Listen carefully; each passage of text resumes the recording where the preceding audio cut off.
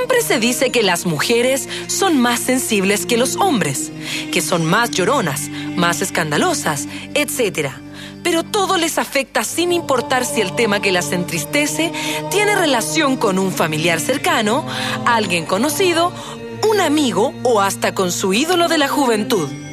Y sí, es así.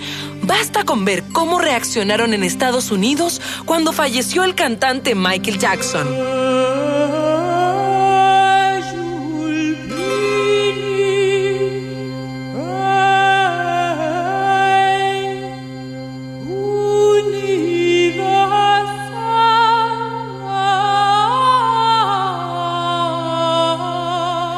O cómo sufrieron las argentinas cuando a comienzos del 2010 vieron partir al famoso y querido cantante Sandro.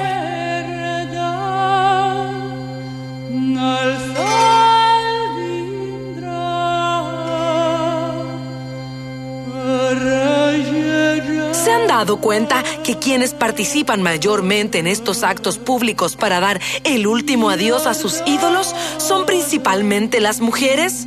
Son ellas las que llegan a las casas de sus actores, animadores o cantantes favoritos para dejar una flor, una carta o simplemente una vela en memoria del fallecido, sin siquiera incluso conocerlo en persona. Y así también ha sido en Chile. Estos días hemos podido ver cómo hay filas y filas de mujeres en las afueras de Televisión Nacional, despidiéndose del animador Felipe Camiroaga y llorando su partida. Al parecer, no hay dudas, la mujer sufre más que el hombre. Las causas, sépalas a continuación. Más que sufran más o no, la mujer, en general, obviamente, tiene una conexión con su estado anímico quizás más potente que el hombre. No quiere decir que el hombre no tenga emociones. Los hombres somos igual de emotivos, igual de sensibles que las mujeres. Lo que pasa es que cuando una mujer siente una emoción, cuando una mujer vivencia una emoción, como que ese traductor, esa cajita negra, llamémoslo así, que traduce la emoción en una acción, en una conducta, en un llanto, una alegría, todo, fuera un computador muy elaborado, por decirlo así. Y en el caso de los hombres fuera a veces, en el peor de los casos, una cajita de cartón. En el sentido de que el traductor de nuestras emociones en una conducta, en una expresión, fuera un poquito más torpe. Y eso hace a veces que los hombres seamos más contenidos, seamos más reservados en las emociones, incluso a veces más reprimidos, lo que no quita que la sintamos. El duelo es una experiencia, bueno, como dice la palabra, dolorosa, tremenda, porque es una pérdida, y puede ser duelo de cualquier índole, pero es una pérdida que lo mejor que podemos hacer, paradojalmente, porque tendemos a huir del dolor, lo mejor que podemos hacer es precisamente vivir el dolor. El dolor obviamente va a ser más intenso o menos intenso dependiendo de lo que perdimos, del duelo que vivimos. Pero vivirlo con la emoción que implica, la pena, el dolor, la angustia, la desesperación, nos va a llevar a la conducta, que es el llanto, que es el acongojarse, el bajonearse. Y eso es algo muy natural y muy esperado, sobre todo si hay una pérdida. Por lo tanto, lo mejor es vivirlo. Lo mejor es sufrirlo en el momento, en el contexto, en el lugar donde corresponda sufrirlo. El duelo es la reacción o el proceso emocional por el que atraviesa una persona ante la muerte de un ser querido. Sin embargo, esta es una situación natural y esperable, tanto que los seres humanos tenemos herramientas para salir adelante. Es normal estar triste, impactada o asustada. Por lo general, nunca se está preparada para el fallecimiento de un familiar o amigo, por lo que también se puede estar impresionada o confundida. Sin embargo, el duelo se puede vivir de diferentes formas. La manera en que una persona encara la pérdida de un ser querido varía de acuerdo a diversos factores. La mujer tiene esa capacidad de conexión con sus emociones en forma mucho más fluida, más natural. O sea, la mujer se logra conectar con una emoción y la logra expresar en una conducta con mucha más facilidad. Lo que hace que la mujer, obviamente en una gama de general, que la mujer sea más sensible, visualmente más sensible, porque su expresión emocional se ve, se percibe. Sin duda, cuando fallece un ser querido, el dolor es inevitable y parece no tener explicación. las emociones cambian de un segundo a otro, pasando por todo tipo de sensaciones. Un proceso que puede durar meses e incluso años.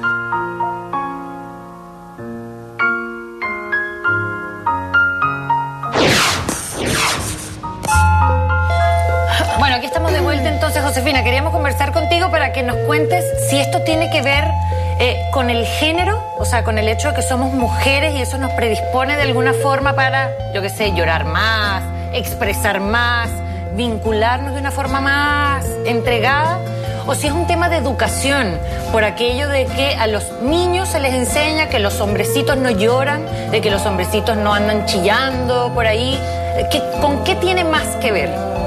Yo creo que, en referencia a tu pregunta, es más plausible ver en la sociedad chilena, desde mi perspectiva, que es más lo segundo que tú planteas. O sea, en educación. En educación, que en el fondo, como socialmente se avala, ¿no es cierto?, que las niñas sean las que exteriorizan más las emociones en referencia a un luto, en referencia a experiencias que en la cultura occidental se viven desde mucho sufrimiento, que es distinto al dolor, ¿sí?, de la experiencia del luto. Y los hombres, ¿no es cierto?, ser los que efectivamente, exacto, se va más, como en buen chileno diríamos, hacia adentro, son personas más que interioricen, y que eso se va asociando, a mi juicio, con algo que socialmente se avala, por tanto, ¿no es cierto?, que la mujer sea entonces la que llora, la que expresa. Pero perdón, Josefina, en la sociedad actual, por lo menos esto con Felipe, lo que yo he observado es que como que se quebró un poco ese esquema, incluso públicamente. Yo he visto hombres llorando y diciendo en televisión, te amo, Felipe. Sí. O sea, cosas que no había visto antes, como que esto de alguna manera es como un hito y que ha, digamos, expuesto mucho más a través de los medios una cosa que ya viene pasando desde hace un tiempo y que empezó con la gente joven. Esto de besarse, de hacerse más cariño entre los hombres mismos. Claro, eso yo creo que está asociado, una cosa es la diferenciación de género, asociada a la tradición, a la base típica de pensarse algo social con respecto a los roles hombre-mujer.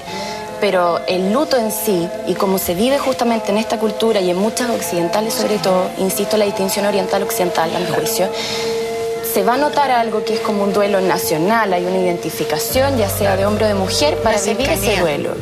Ahora, claro, cuando empieza a ver además ese tipo de hitos en que uno dice que le llame la atención ver un hombre así, es porque curiosamente eso no se ve mucho.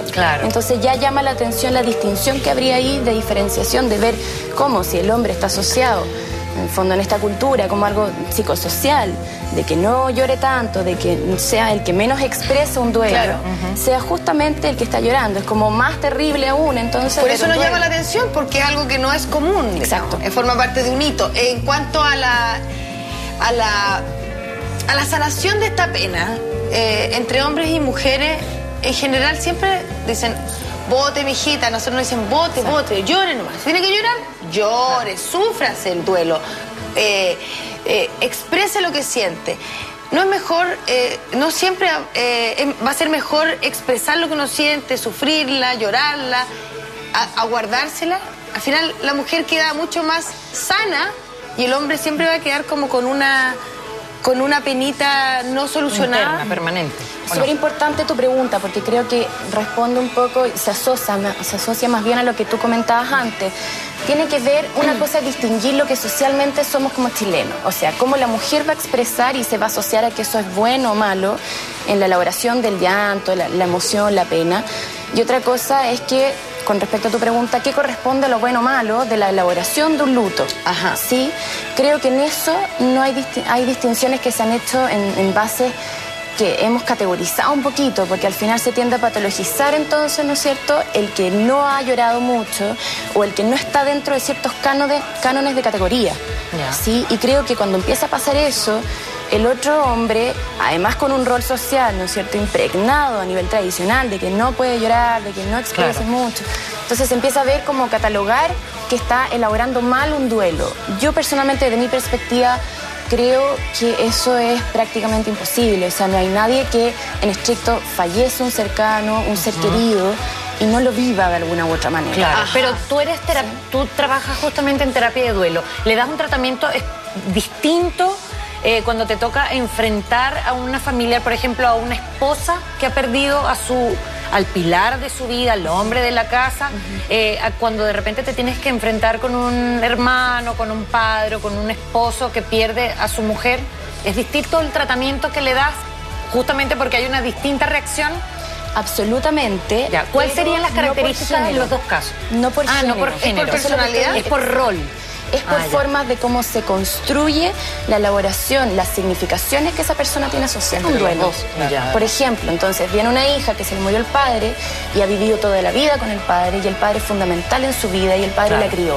Muy distinto. Es por el rol y no por el género. Que se estaban divorciando y qué sucede. Depende de la relación que hayan mantenido mutuamente. Más que distinciones de perfil, de personalidad.